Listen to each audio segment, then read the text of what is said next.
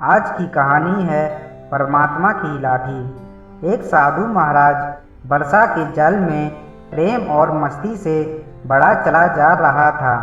मस्ती में चलते चलते उसने एक मिठाई की दुकान को देखा। मिठाई की दुकान पर एक कढ़ाई में गर्मा गर्म दूध उबाला जा रहा था और मौसम के हिसाब से दूसरी कढ़ाई में गरम गरम जलेबियां तैयार हो रही थीं। साधु बाबा को शायद भूख का एहसास हो रहा था या मौसम का असर था कि वह कुछ क्षणों के लिए वहां रुक गया। वह हलवाई की भट्टी को बड़े गौर से देखने लगा। साधु बाबा कुछ खाना चाहता था, लेकिन साधु की जेब ही नहीं थी, तो पैसे वाले कहाँ से होते। साधु बाबा कुछ पल भट्टी से हाथ सेंकने के बाद चला ही जाना चाहता था कि नेक दिल हलवाई से रहा ना गया।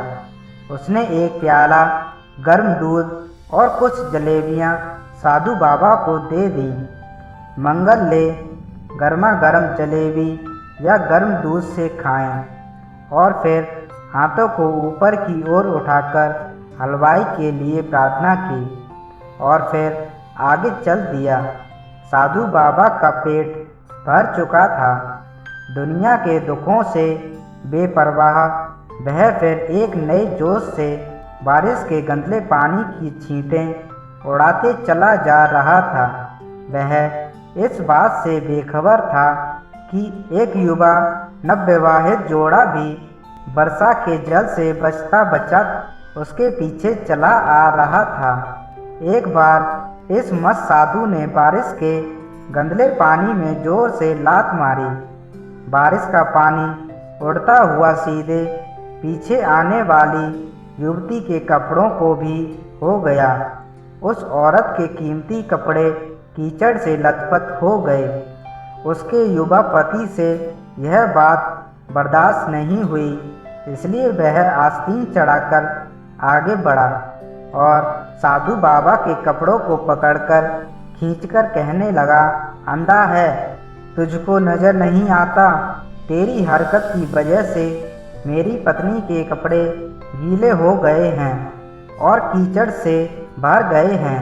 साधु हक्का बक्का सा खड़ा था, जबकि इस युवा को साधु बाबा का चुप रहना नाखुशगवार गुजर रहा था। महिला ने आगे बढ़कर युवा के हाथों से साधु बाबा को छुड़ाना भी चाहा, लेकिन युवा की आंखों से निकलती नफरत की चिंगारी देख वह भी सिर पीछे कर खिसकने पर मजबूर हो गई। राह चलते राहगीर भी उदासीनता से यह सब दृश्य देख रहे थे, लेकिन युवा के गुस्से को देखकर किसी में भी हिम्मत नहीं हुई कि उसे रोक पाते।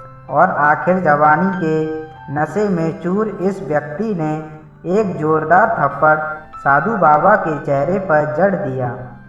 बूढ़ा साधु थप्पड़ की ताव ना झेलता हुआ लड़खड़ाता हुआ कीचड़ में जा गिरा। युवक ने जब साधु बाबा को नीचे गिरते देखा तो मुस्कुराते हुए वहां से चल दिया। बूढ़े साधु ने आकाश की ओर देखा और उसके होठों से निकला, वाह मेरे भगवान, कभी गर्म दूध जलेबियां और कभी गर्म थप्पड़, लेकिन जो तू चाहे मुझे भी वही पसंद है। यह कहता हुआ वह एक बार फिर अपने रास्ते पर चल दिया। दूसरी ओर वह युवा जोड़ा अपनी मस्ती को समर्पित अपनी मंजिल की ओर अग्रसर हो गया। थोड़ी ही दूर चलने के बाद वह एक मकान के सामने पहुंचकर रुका। वह अपने घर पहुंच गए थे। वह युवक अपनी जेब से चाबी निकालकर अपनी पत्नी से हंसी मजाक करते हुए ऊपर घर की सीढ़ियां तय कर रहा था। बारिश के कारण सीढ़ियों पर फिसलन हो गई थी। अचानक युवक का पैर फिसल गया और वह सीढ़ियों से नीचे गिरने लगा। महिला ने बहुत जोरों से शोर मचाकर लोगों का ध्यान अपने पति की ओर आकर्षित करने लगी, जिसकी वजह से काफ़ी लोग तुरंत सहायता के लिए युवक की ओर लपटे, लेकिन देर हो चुकी थी।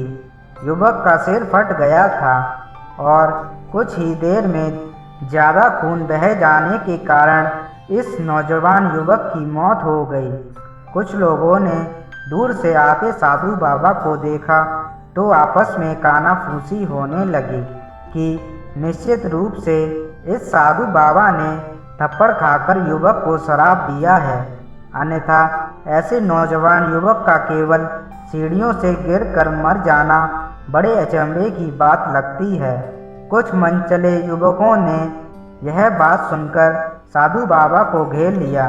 एक युवक कहने लगा कि आप कैसे भगवान के भक्त हैं, जो केवल एक थप्पड़ के कारण युवक को श्राप दे बैठे।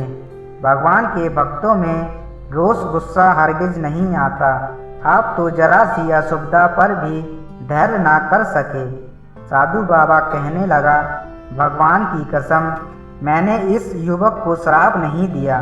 अगर आपने श्राप नहीं दिया तो ऐसा नौजवान युवक सीढ़ियों से गिरकर कैसे मर गया। तब साधु बाबा ने दर्शकों से एक अनोखा सवाल किया कि आप में से कोई भी इस सब घटना का चश्मदीद गवाह मौजूद है। एक युवक ने आगे बढ़कर कहा, हाँ, मैं इस सब घटना का चश्मदीद गवाह हूँ। साधु ने अगला सवाल किया, मेरे कदमों से जो कीचड़ उछला था, क्या उसने युवक के कपड़ों को दागी किया था? युवक बोला, नहीं, लेकिन महिला के कपड़े जरूर खराब हुए थे। मंगल ने युवक की बाहों को थामते हुए पूछा, फिर युवक ने मुझे क्यों मारा? युवा कहने लगा, क्योंकि वह युवक इस महिला का प्रेमी था और यह बर्दाश्त नहीं कर सका कि कोई उसके प्रेम के कपड़े को गंदा करे, इसलिए उस युवक ने आपको मारा। युवा की बात सुनकर साधु बाबा ने एक जोरदार ठहाका बुलंद किया और यह कहता हुआ वहाँ से विदा हो गया, तो भगवान की कसम, मैंने श्राप कभी किसी को नहीं दिया, लेकिन कोई है जो मुझसे प्रेम रखता है। अगर उसका यार सहन नहीं कर सका तो मेरे यार को कैसे बर्दाश्त होगा कि कोई मुझे मारे। और वह मेरा यार इतना शक्तिशाली है कि दुनिया का बड़े से बड़ा राजा भी उसकी लाठी से डरता है। सच है, उस परमात्मा की लाठी दिखती नहीं है और आवाज़ भी नहीं करती। मेरा प्रेमी है, मेरा परमात्मा है, जो अपने हर भक्तों से बहुत प्रेम करता है। उसकी लाठी ना तो दिखती है और ना ही आवाज़ करती है, लेकिन पड़ती बहुत ज़ोर से है। धन्यवाद दोस्तों। अगर ये कहानी आपको अच्छी लगी हो तो लाइक कमेंट करें। अगर नए हैं तो चैनल को सब्सक्राइब करें।